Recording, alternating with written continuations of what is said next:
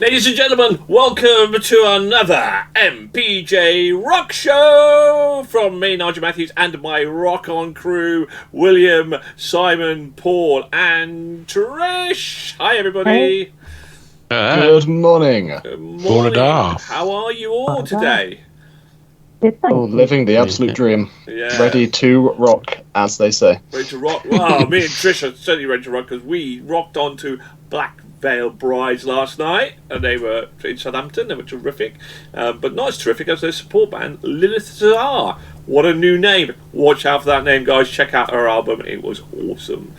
But we're not here to talk today about Black Veil Brides. Oh, no. Because this is new album review time, and today we have a battle of some, well, giants or not giants. Uriah Heep and their new album, Chaos and Colour. And the unheard of before, certainly not on my radar, Girish and the Chronicles and their album, Black on Earth. Not Black, Back on Earth, I should say. So, who is who? Well, in the red corner, Uriah Heep. Who the heck are Well, if you've not heard of Uriah Heep, then you're all in trouble, because Uriah Heep, an English rock band formed in London in 1969. Hands up who was born in 1969. There we go. See, you lot, half you lot, not even born yet. The current lineup consists of guitarist Mike Box, keyboardist Phil Lazon, lead vocalist Bernie Shaw, drummer Russell Kilbrook, and bassist David Rimmer. They've experienced numerous lineup, what a shock about that, through changes to their 54-year-old career, leaving Box the only remaining original member. Uriah Heep were part of the early 70s rock scene and have been referred to as the pioneers of hard rock, heavy metal and progressive rock genres. Now, this is interesting. I just throw this in. Uriah Heep have released 24 studio albums of original material, 20 live albums, 41 compilation albums, including 2 greatest hits albums. 12 of the band's studio albums have made it to the UK albums chart. Return to Fantasy reached number 7 in 1965, while the 15 Billboard 200 Uriah Heep albums, Demon and Wizards, was the most successful, number 23 in 1972. In the late 70s, the band had massive success in Germany, where Lady in Black single was a big hit. But we're not in Germany, guys. We're not in Germany, are we? So, right. Well, before we get on to their opposition, which is Girish and the Chronicles, let's find out what we thought of Chaos and Colour. So, Trish, dad rock for you? This is what did they spell out to you? I had heard of Uriah Heep, but I've never actually listened to them before. So I really didn't know what their sound was. So I was going to be listening to this with a bit of trepidation. However, the album kicks off with the opener Save Me Tonight and is a suitably full-on opening number. Hail the Sunrise had plenty of keyboards throughout the song about stone circles and solstice. The album did drag on a bit for me and lost me at times. That being said, I did enjoy the musicality of it with a 70s feel to it. So, all in all, not a bad effort. Ooh. Paul, I'm going to come to you next, because this is our generation. And Uriah Heep. Now, you kind of led me, you took me down the path of rock because you're my older brother. But I can never really remember getting massive into Uriah Heep. Why is that? Because they're pioneers. They were pioneers of 70s rock, Paul. Because there are better bands around. If you want to, you prefer listening to Deep Purple, and you prefer listening to Yes and so forth. So, and that's my excuse as well. So yeah. Uriah Heep are in their 54th year and have dragged their classic rock and with nods to prog rock into 2023. The album kicks off, as Trish has mentioned, Save Me Tonight, which is pure classic rock, and the prog rock influence is immediately felt in the second track, Silver Sunlight, and so the album continues telling the tale of chaos and colour. Lead vocalist Bernie Shaw's voice is emotive, and although I thought stretched on first listen, it grew on me the more I listened. At the end of the day, There was nothing to dislike about the album. The opening track is probably their strongest song, and although I've heard a few of these celebrated songs in the past, I kind of wished I'd invested more time into the previous albums. But like I've said, there was always Scorpions, there was always Deep Purple, there was always Dio and so forth to take you away from them. Simon, Uriah Heep. I mean, you might not have been born back then, but you've been around the rock music scene. Have they ever come across your path? Have they ever influenced you at all? Oh, never. Afraid I've never heard of them before. Maybe I have seen their name in passing somewhere, but certainly not one I've listened to. I'd say, following on sort of from Trish says, the album starts off strong with Save Me Tonight, and I think it really sets you up for the rest of the album. And it's a very strong sense of that sort of classic 70s heavy rock, and there is a bit of a modern edge to it, which is nice. The piano intro on One Nation, One Sun sort of slows the tempo down, but it's really nice, and then bounce back with that really electric keyboard in Golden Light, almost like a direct contrast. Overall, I enjoyed what the album did. There's quite a diversity in style without straying too far into sort of weird experimental prog rock stuff. And I took a wild guess that this was quite an old established band, which it clearly is. It seems like a decent album. It's just not overly my sort of style, but it seems pretty decent. William. Now, Hello. William. Out of all of us here, I would say that this would be not quite your cup of tea, but you do surprise us, William. And did Chaos, because it's a great name for you, add a bit of colour to your life? No, not really. What a shock! It's well, as time and the months and years go by, my music taste seems to be getting ever and ever heavier, and so a very old style, just classic rock sound. For me, there's just not enough substance to it for me. It's the guitar work's relatively simple. There's nothing exceptional that jumps out. They do everything just to kind of flow as one little sound. The vocals, again, for me are probably they're an old band, but his vocals really sort of grated on my ears quite a bit because it doesn't have that finesse of a modern band. Even the recording of the vocals didn't sound quite as crisp as a lot of other things I've heard. But it's not, it's not necessarily a bad album. But for me, it just doesn't really have enough to keep my attention and make me want to actually listen more. But it's not bad. It's not good. It's kind of average. It was in fact an album. It was an album. Okay. Before we delve into scores, who are their opposition today?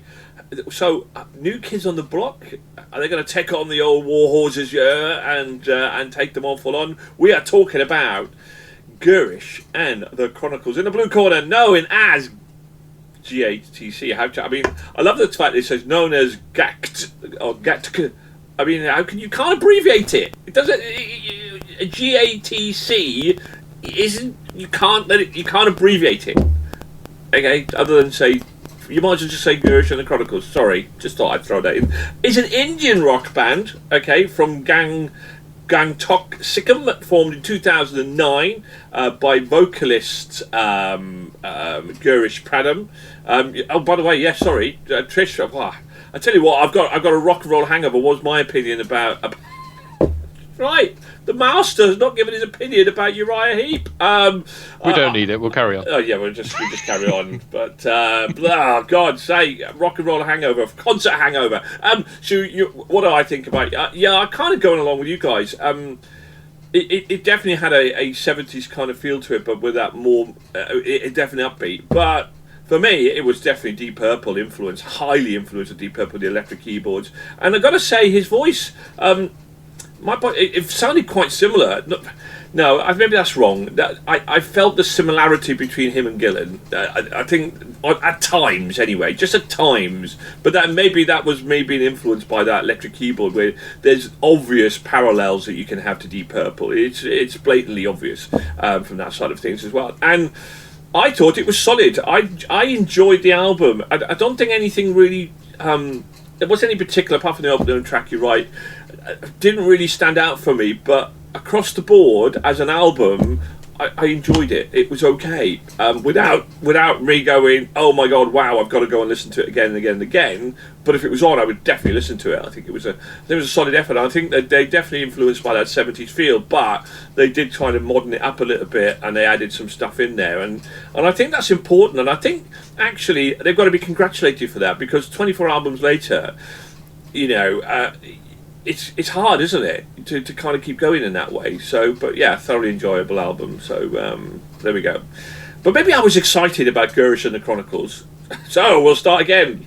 Deja vu. Anyway, vocalist. They were set up by Girish Prathan. Lineup consisted of him on vocals, Yogesh Prathan, I imagine they're related, on bass, Shuri's son on lead guitars, and Negan Mongrati on the drums. They've been based in Bangalore, Karnataka, something like that, since 2003. The band has 3 studio albums. Now, interesting, in early 2021, and I think this is fantastic, the band signed a multi-album deal with Frontiers Records. With that, they became the first ever Indian band to be signed by the label. And you know, I've seen a lot of stuff coming out of India and stuff, and I'm really pleased. I think that there's a band out there. So congratulations, guys.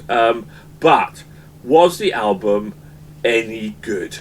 Because it don't matter who you are, where you are in the world, it's got to be good. Paul, we're going to start with you on this one. Girish and the Chronicles.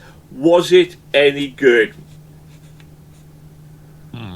Okay, so Girish has been travelling the universe and has been transported back to Earth. Unfortunately, he's arrived in the wrong decade. This might sound a bit harsh, but this album is a re-record of the debut album originally released in 2014 and was mainly composed of singles they had released between 2009 and 2013. Nevertheless, it introduced this Indian hard rock band to a global audience, and considering the nation is overwhelmed with Bollywood-style music, the fact that they pursued a hard rock career is commendable. The heavy metal hard rock is definitely felt in Ride to Hell, The Golden Crown, I Want to Get That Lovin' Again, and Hey You, which have all made my playlist. For me, I wasn't sold on the Bon Jovi type ballads such as Angel and Smile Little Child. Overall, this is a re-recording of an improvement on the original material. Any hard rock fan should be listening to this album. Ooh. Interesting. Simon, Girish and the Chronicles. Well, what did they do for you, my friend? So yeah, this is a classic rock album. It's full of ballads and rock tunes, but it didn't strike any particular chord with me. The drums and guitar were good. The vocals are fine. It just didn't resonate. Sometimes the vocals do get a bit high-pitched, which is a personal preference I don't overly enjoy. And the band did kind of feel like maybe a Whitesnake cover band at times, which is a difficult image to shift. It was enjoyable. Nothing left a bad taste, but it just didn't excite either. It's just, middle-of-the-road album. And on the topic of Indian metal bands, Bloody Wood is amazing. But there we go. Well, let's hope they release an album and we can review them. So, okay. Will, come on, now. Hard, fast-paced rock and roll. Surely that got you out of your seat, my friend. I definitely, comparing the two, as we do, this for me was definitely much more of interest and much more to my taste. It had the first 2 tracks open with that really fast guitar work, drums going on. The vocals really flowed well with it for me. Sort of similar to what Simon was saying, just not to spend too long echoing what other people are saying. It's nothing hugely out there and spectacular, but I really like what they are doing. And for me, hearing Paul saying that it's basically a re-release of their first album, I do like that because it makes sense. They've just been signed to this label, so why wouldn't they re-release all their new things to get to a more global audience? Which, it was It was solid. Not too bad, not too great, but it was definitely had a lot there that could keep me interested and keep my showed a lot more potential to me. But Cool. yeah, we'll see. Ooh, right. Some positivity flowing through here, perhaps, for Girish and the Chronicles. Will that continue? Well, I think we all know the answer to this one. Trish, tell me, Girish and the Chronicles. Am I that predictable? Yes. Okay. With the opener of the track Ride to Hell, it certainly wakes you up with its guitar riffs and a massive yell at the beginning. I was looking forward to seeing if this album was going to take me on a ride. With the lead singer's vocals a bit like David Coverdale to me, this has 80s rock vibe about it that I really like. This album rocks. It's perfectly balanced with a mix of up-tempo rockers, aggressive plodders and a couple of great ballads thrown in. This album took me on a ride that I would definitely revisit. Woohoo! Funny you should say about Cavadona. Substantiating, of course, what young Simon said, that it felt a bit like that. And of course, it's easy to make analogies, isn't it? When you're in that vibe, or you're in that sort of genre of music, which is, rooted back in the 80s. However, with that more modern kind of upbeat kind of feel to it, and or maybe it's the recording and that sort of stuff as well. But yeah, it hit my sweet spot, guys. Absolutely adore this album. Adore it. I loved it. I think it was fantastic. Really, absolutely Ride to Hell. Born with a big attitude, and you all know I'm a sucker for a rock ballad. I thought Angels was fantastic. I thought it was absolutely great. I'm a sucker for it. It didn't feel like a cover of AC/DC or Whitesnake for that matter. It felt influenced by it without it being covered. And I think this band has got real potential, and I think I can't wait for the next album to come out. I think it was absolutely terrific. Looking forward to some, and I didn't know, of course, and if we're hearing music for the first time, then it's new. That's the way we kind of got to look at it, really. But I absolutely enjoyed this album. I thought it was terrific. So there we go. Well done, Girish and the Chronicles. But will it be enough to win this battle of the bands, battle of the albums? Which will we prefer? But however, it might be a head-to-head. But they will still go into potentially our Hall of Fame or our top albums. And just a reminder for people, got to score 20. We're about to score things out of 5. You get 20, you get into the Hall of Fame. If you get something like 19, you might get into the top 50. That's how close. That's how hard it is for people to really, really get into the MPJ skin of things, and for us all to kind of agree what we're at. So, let's kick off then with young Trish. Let's hear your points for Uriah Heep and Girish and the Chronicles. What do you give Uriah Heep? 3 out of 5. 3 out of 5. And Girish? 4.5. 4.5. So 1 up to the Girish. They're beating the old boys to here.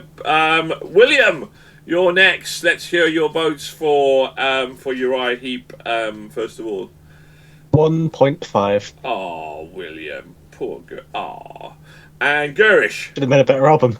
That's like it's a 3. A 3 for Girish. Well, that's pretty solid from you, Simon. All right, let's buck a trend. Uriah Heep, 3.5. 3.5. Okay. Girish, 2.5. 2.5. Ooh, bit of light at the end of the tunnel for Girish. Controversial. 2-1. The Girish boys and girls are 2-1 up at the minute. Paul, let's hear it for Uriah Heep. Uriah Heep 3. Right, 3 for Uriah Heep. And Girish 3.5. 3 point. Oh, they just about stole it there. Well, they would have won anyway. Uriah Heep, a 3 for me as well. Solid. I think that was pretty good. And Girish, me and Trish are right on point here. 4.5 for me. Didn't quite get a 5, but they were pretty amazing. And that's an album I can't wait to listen to again. So, Uriah Heep. So, Girish wins this head-to-head. Congratulations to them. But overall, let's find out. So, Uriah Heep, 6, 7.5, 8, 11, 14. I mean, that's pretty solid. It's pretty solid. And you'll be able to see where they get to at the bottom in the text when we go through that one. Now, Girish and the Chronicles, well, 9, 12, 14 and a half, 15, 18. Oh, that's a good score. That's going to put them top 100 at least, maybe even top 50. It's just so many of them there, but certainly one of the better albums we've heard this year. So, and again, that'll be coming at the bottom of your screen anytime now. Thank you very much. So, anyway, well, that's it for this episode. Congratulations to Girish and the Chronicles. Thank you to my panel. And hey, if you like, please hit the like, subscribe, and the little bell. That will tell you when we produce new videos. But we'll have a hell of a lot of them coming up for this month on album reviews. Thank you very much, everybody, and keep rocking.